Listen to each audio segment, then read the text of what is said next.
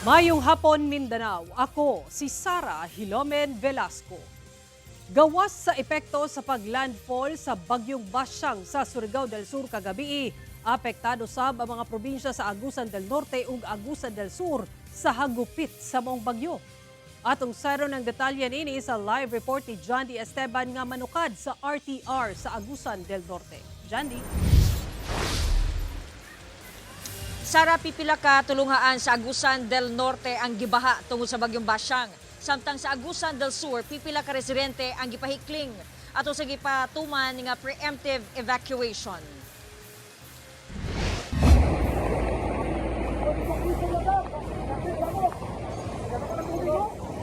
Usa ang Remedios T. Romualdez Central Elementary School sa Barangay Poblasyon sa lungsod sa Remedios T. Romualdez, Agusan del Norte sa mga gibahang tulunghaan sa probinsya tungod sa bagyong Basyang. As of 10 a.m. karong adlaw mao kini ang sitwasyon sa Remedios T. Romualdez Central Elementary School. Lubog gihapon sa tubig baha human ang kusog nga pag-uwan nga dala ni bagyong Basyang. Bisan suspendido ang klase ug trabaho, gibisita sa prinsipal ang tulunghaan aron susihon ang sitwasyon. Sumala niya, moabot pa og usa ngadto sa duha ka adlaw una mohubas sa hingpit ang tubig.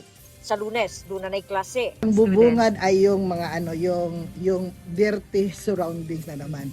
So ngayon, yung mga guro, pati mga parents, they would really took time para maglinis na naman. Gilunupa na sab og hangtod tuhod nga baha ang Paraytayon Elementary School. Ang pipila ka residente nagpulaw sa nagbuntag nga baha. Kada kuan gyud gamay lang nga uwan ubaha dahil diri. Hasta ang sementeryo nahumol sa baha. Ang pipila ka humayan nga wala paraani naapektuhan sa bagyo.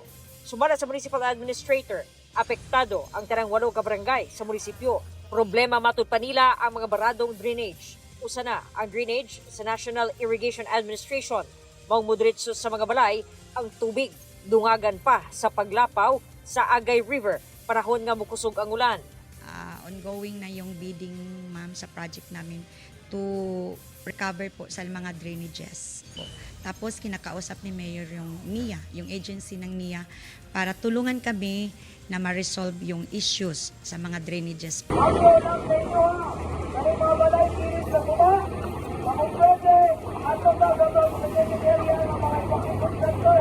Samtang una pa man, mitugpa ang bagyo, nagpahigayo na og preemptive evacuation ang barangay sa mga residente nga nagpuyo daplin sa sapa sa Barangay Bayugan 3 sa lungsod sa Rosario, Agusan del Sur.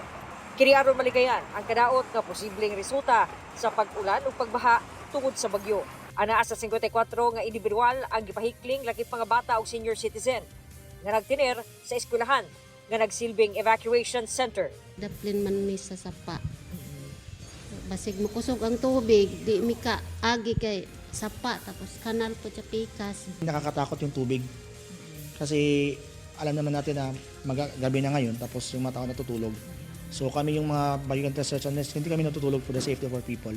Labihan sab ang pagpangandam sa MDRRMO sa Trento, Agusan del Sur. Usa na diha ang pagplastar sa mga gamit para kung nga dunay mahitabo nga dili maayo. From east to north, affected kasi yung Davao de Oro at sa part naman ng sa south, affected naman yung Butuan City. So nasa gitna po tayo. So anytime pwede tayong magkaroon ng flooded area. Sa Davao City, kapin 400 ka pasahero ang natanggong sa pantalan kapadawong unta sa Samar Island, Davao del Norte tungod sa suspensyon sa biyahe sa sakyanang pandagat tungod sa bagyong Basyang.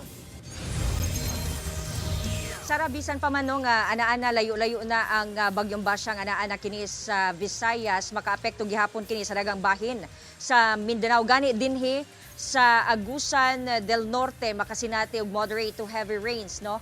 Tungod sa kining epekto gihapon sa bagyong Basyang mo ng LDRRMO gipahimangnuan ang publiko nga kanunay nga magmonitor sa lakat sa panahon ingon man sa weather advisory sa hingtungdang ahensya. Sara. Okay, dagang salamat ug amping mo diha, John D. Esteban.